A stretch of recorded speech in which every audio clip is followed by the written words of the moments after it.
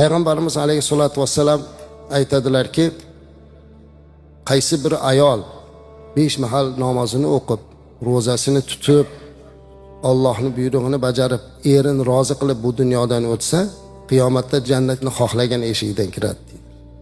Endi yigitlarimiz mana shu narsani ba'zan biz nikohlarda muhtaram imom domlalarimiz mavizalar qilganda shu ayolni haqqida erni rozi qilmasangiz jannatga kirmaysiz.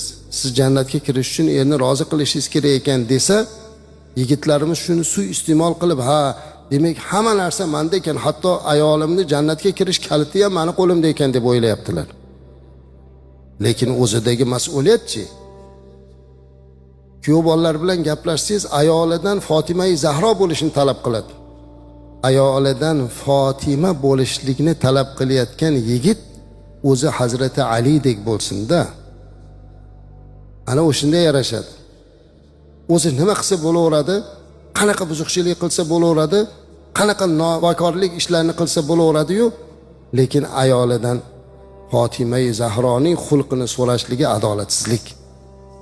O'zingiz Alidek bo'lingki, ayolingiz Fotima onamizdek bo'lsin. Payg'ambarimiz alayhissolatu vassalam Hadicha onamizga juda katta muhabbat qilganlar azizlar. Zero Rasulimiz alayhissolatu vassalam shu qadar muhabbat qilganlaridan hatto Hadicha onamiz olamdan o'tgan yilni o'zlari uchun mahzunlik yili deb e'lon qilganlar.